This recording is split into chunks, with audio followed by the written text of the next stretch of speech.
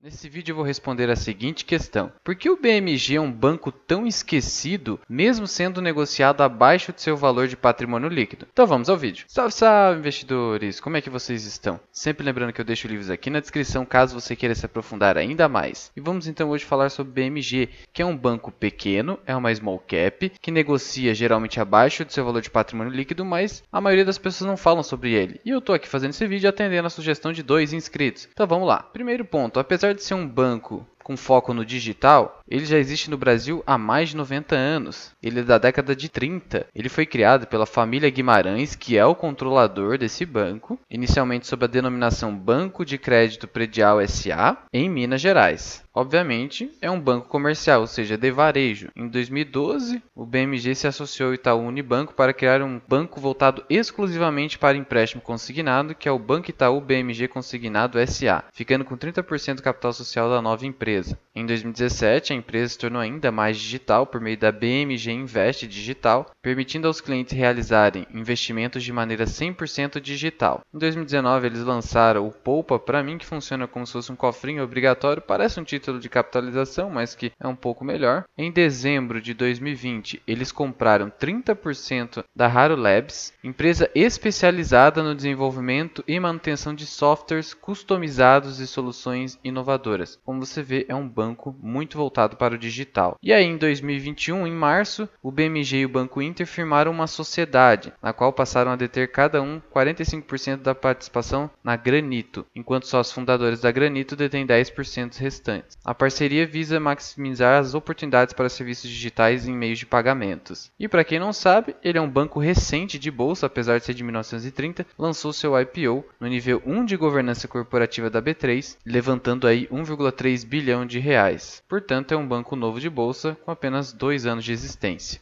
É um banco que se denomina FI digital, ou seja, atuam de forma complementar em canais físicos e digitais. Portanto, é um banco que visa a mescla dos dois mundos, de modo a não ficar para trás dos bancos digitais e também não obterem uma receita líquida tão baixa quanto a dos bancos inteiramente digitais. É uma estratégia desse banco. É um grupo bastante grande, numa estrutura societária bem robusta, como você pode ver, tem diversas instituições financeiras que compõem o grupo BMG. Como eu já antecipei para vocês, desde a década de 30 com a sua fundação, é controlado pela família Guimarães. Somente as ações PN estão em bolsa, BMGB4, de modo que esse é um problema do BMG, há uma grande concentração das ações nessa família Guimarães, o que dá um controle muito forte. Apesar disso, é um banco que tem 100% de tag along, então essa forma uma contrapartida para deixar os acionistas um pouco mais tranquilos contra eventuais abusos do controlador. Em relação a dividendos, o Estatuto da Companhia, que é artigo 40, prevê que 25% do lucro líquido ajustado tem que ser distribuído na forma de dividendos. Esse aqui é o mínimo legal, 5% vai para a constituição de reserva legal e demais reservas. E, obviamente, se o banco tiver uma situação financeira incompatível, ele não é obrigado a distribuir esses 25% de lucro líquido. Aí tem que fazer caixa ou reserva. O banco distribuiu JCP líquido em 2021 de 26 centavos líquidos por ação. Como hoje o banco custa R$ 3,40,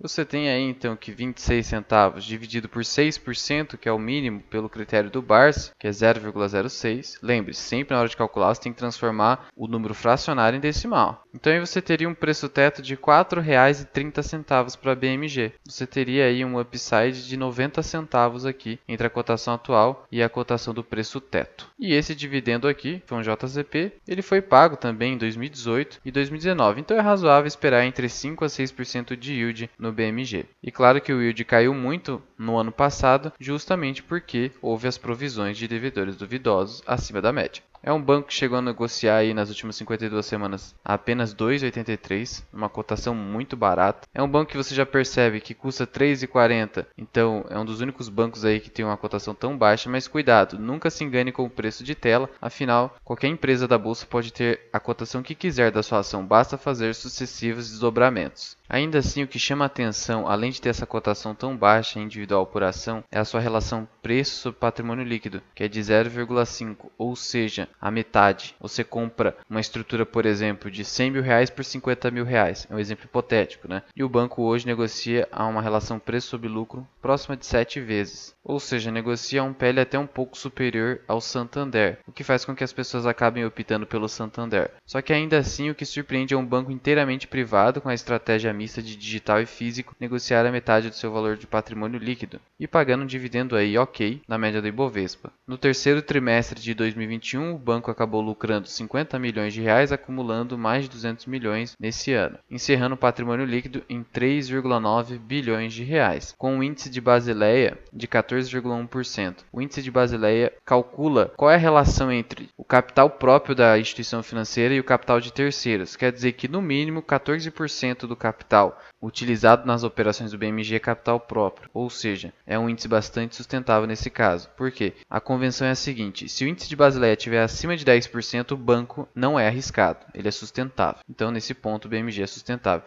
Além de não ter risco nenhum, porque negocia a metade do seu valor de patrimônio líquido. Há sim um desconto aí. Mas por que ele é tão esquecido assim? Porque ele lucra muito menos que os outros bancos. Mas se você considerar perto dos digitais, ele lucra muito bem. Perceba o seguinte: o BMG aí, como você pode ver nesse gráfico, tem lucros não exatamente crescentes, andam de lado, assim como Banrisul. E em 2019 ele lucrou o seu recorde como qualquer outra instituição financeira nesse ano, quase 400 milhões de reais. Tem um payout médio de quase 60%, apesar de ter a obrigatoriedade de apenas 25%. Em 2020 caiu para 313 milhões, não caiu tanto. E aí aqui em 2021, na verdade o lucro líquido acabou sendo de 200 milhões de reais e o payout acabou sendo superior ao lucro líquido, um payout de 107%. Eu não gosto muito disso porque significa que a empresa está queimando caixa, afinal, ela está distribuindo todo o seu lucro líquido, mais uma parte do que ela tem de disponibilidade de caixa para superar 100% de payout. Isso aqui é muito ruim no longo prazo, claro, só um pagamento não tem problema, afinal a companhia provavelmente deve estar muito bem financeiramente para poder fazer isso. Mas a gente vê que historicamente, como aconteceu com a Oi, distribuir muito dividendo com payout acima do que a empresa aguenta, você já sabe o que acontece. Então você percebe que é um banco que não tem uma lucratividade tão alta assim. Mas hoje, negociado a 7 vezes lucro, o risco é muito baixo, principalmente porque está a meio patrimônio líquido. Olha só, ele está negociando abaixo de 2 bi. A 2,80 igual estava, quase 1 bi e meio, com patrimônio líquido de quase 4 bi. Isso aqui realmente deixa o banco muito barato, mas veja, não olhe apenas o indicador PVP de forma isolada. Veja que o PL dele é acima, como mostrei ali para vocês, de 7 vezes, enquanto o Santander está abaixo de 7 vezes. Então você pega uma estrutura como a do Santander e acaba sendo mais barata, ainda que tenha um PVP de uma vez, particularmente eu acabo preferindo o Santander. Eu não estou aqui desprezando o BMG, como você pode ver, ele tem desconto sim, só que eu já estou muito exposto a instituições financeiras, estou com Banrisul, Santander e Banco do Brasil, prefiro ficar de fora, mas também paga dividendo, um PL descontado e um PVP muito descontado para um banco inteiramente privado. E de novo aqui, apesar de estar no nível 1 de governança, ela tem 100% de tag along, então não precisa ficar com tanto medo assim, apesar da família Guimarães ter o controle total da companhia. É um banco que tem uma boa liquidez média diária, então você consegue comprar e vender, consegue sair do ativo tranquilo, mais de 3 milhões de reais. E como o yield histórico acaba sendo inferior a 6%, a plataforma GF+,